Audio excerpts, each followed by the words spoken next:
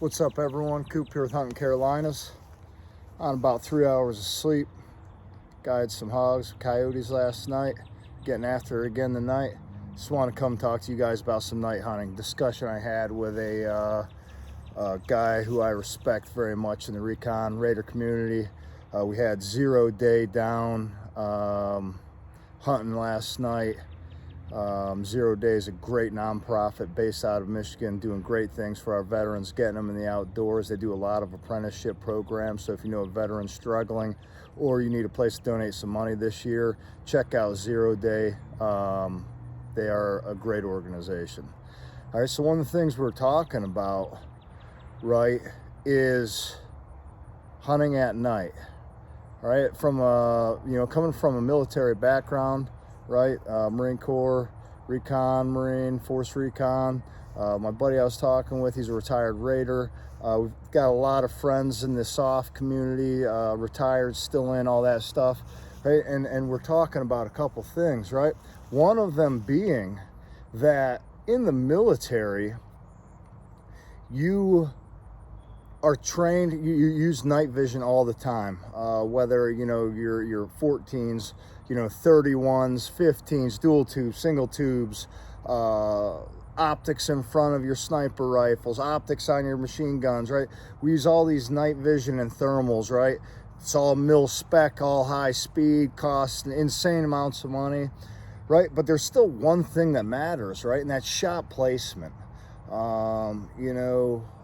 When I used to teach CQB and shooting, right, we were teaching, surgical shooting, right? Snipers, they're after those surgical precision shots, right? We go do a hit on a target, right? It's all about having that surgical shooting, all right? But many times, right, you're in a firefight, right? There's a litany of other people in the armed forces other than just infantry, soft, right, and those kind of more special teams type guys, right? So, right, a lot of times, right, there's guys, they just want to put hits on target, right? They want to get a hit on target is what they want, right? And there, my buddy Tony Cowden puts it very, very, very good, right? There's dimmer switches and there's off switch, right? We want to hit the off switch. Well, I've been having a real freaking hard time lately with a lot of tactical instructors who are sitting there, one, advocating for the 5.56 as your best all-around rifle for self-defense, hunting. It's just the best all-around rifle you can have, man. Ammo be plentiful if the freaking world goes to hell in the handbasket, man. Well, guess what? That's irresponsible, fellas, right? And I'm going to talk about that in a whole nother video, right? But that's irresponsible, right? So when you go from the tactical side of the house to hunting, right, making good surgical, right, we call it in the biz, right, shots is important. We call them ethical shots in hunting, right? I want to ethically put down my quarry. I want them DRT, dead right there. That's how I want my critters, right? My clients, right? That's how I want them. DRT, dead right there, right? Well, when it comes to night hunting, right, it's a whole different story, all right?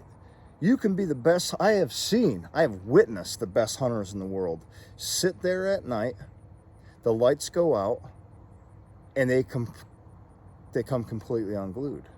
Why is that? Are they scared of the dark? No. They're not, definitely not. Well, maybe I've had a couple guys that are scared of the dark, right? Please come get me out of the swamp. They won't tell me why, but I know they're scared of the dark, right? Why? Are they untrained? Part of it is that, right? So part of that, they're untrained, right? Hunting at night is a different ball of wax, all right, fellas, ladies and gentlemen, right? It's a completely different set of skills. I have to be able to manipulate my weapon, use my weapon without being able to see it physically. Sometimes it's only by touch. Last night, it was as bright out last night as it is right now, right? But, so I could see my weapon, right? But I got to learn how to clear malfunctions, right? I got to know how my weapon works at night. This is key.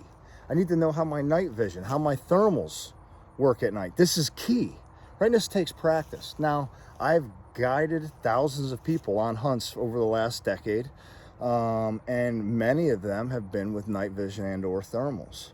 All right. And every time I post saying I recommend that you shoot a hog right in the shoulder, right, inevitably I get the guys who say, oh, well, man, I just shoot him in the head. And if you talk to my buddies, right, and we'll joke about all, hey, Bo, just shoot him in the head, man. I shoot him in the head with 17 HMR. Okay, that works until it doesn't, right? But I don't advocate headshots for clients for many reasons. One, I've seen every conceivable caliber bounce off a hog stick skull. I have seen it. It has happened, right? That's number one. Number two, the clients aren't trained, okay? The only training they may have got is the YouTube videos I send them on how to use their night vision and the walkthrough, talk through, and maybe a couple shots at the range before we go out to hunt. That's the only training that they get, all right? They're in a stand or a blind, right? Most likely with a tripod, right? I try to give them the most perfect setup and scenario so that way they can, make a good, clean, ethical shot, right? That good, clean, ethical shot is right in the shoulder, all right? The lights go out, everything changes. You've been sitting there from 3 in the afternoon, 6 in the afternoon, whatever it is, till 1, 2, 3. I've had guys sit till 8, from 4 o'clock in the evening till 8 o'clock the next morning. That is a long dang time. And your brain will start playing tricks with you. You'll start thinking raccoons or pigs. All manner of things start happening out there, right? So that shoulder shot is what gets the job done. That's where those vitals are, all right?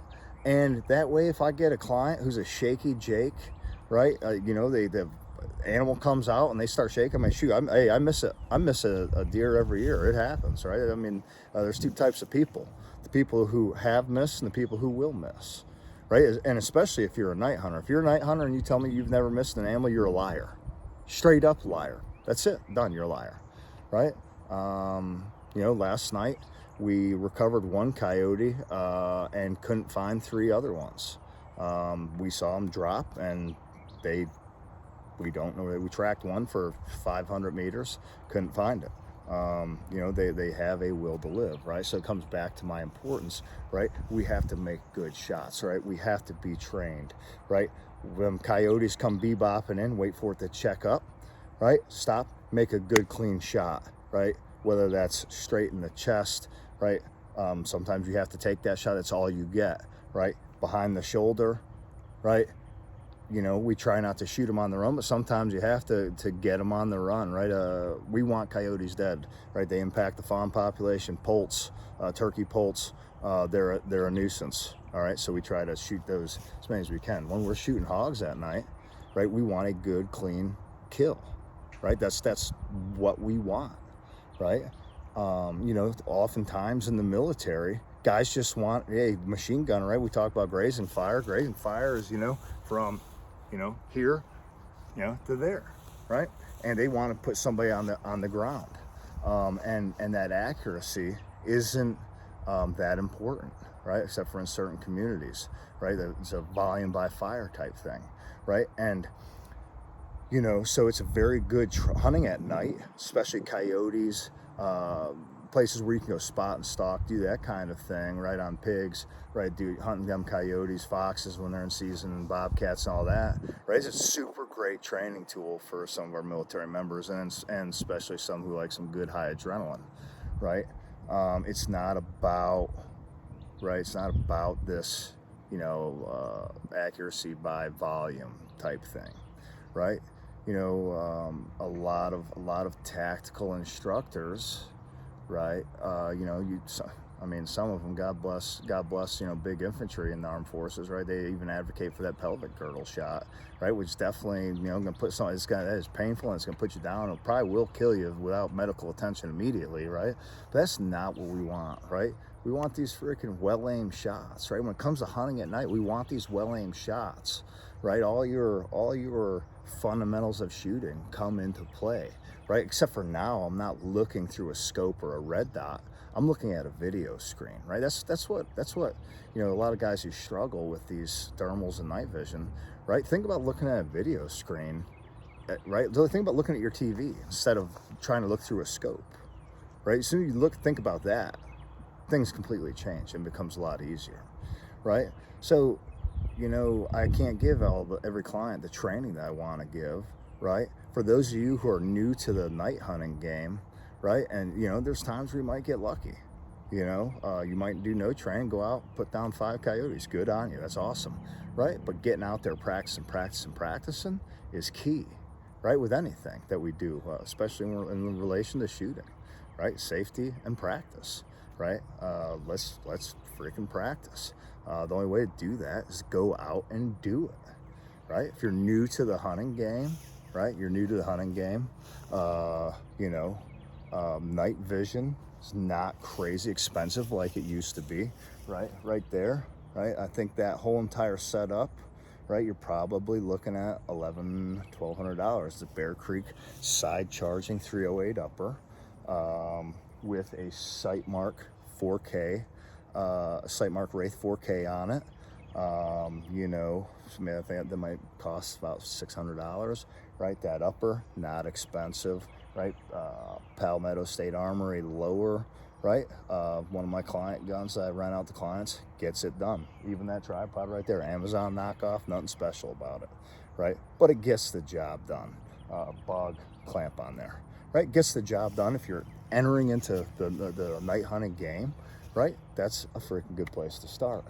Other back there, I got a 6 arc. It's my coyote gun. I've got an AGM Rattler TS 50-640 on it. AGM, great company. Some guys, don't like them. A little bit, they're cheaper some other companies, but guess what? A bunch of guys I hunt with run them, and we love them, right? Aero Precision upper lower, 6 arc is the caliber I got on that, with a whip machine, dirty 30 can, some leapers, Recon Flex bipods, sitting on a Santa Claus Optics Alpha tripod, which I just got in the other day. We took it out last night, clanged and banged it around a lot, and I'm very impressed with that. Super awesome tripod. Very glad I bought it. Right? And that rig, a little bit more expensive. Obviously, that thermal, a little more expensive, but you can pick up a Rattler, TS 25-384, for $1,800 for a thermal. That's killer price, right? And we get back down right to getting out in the freaking bush, banging in the bush, right?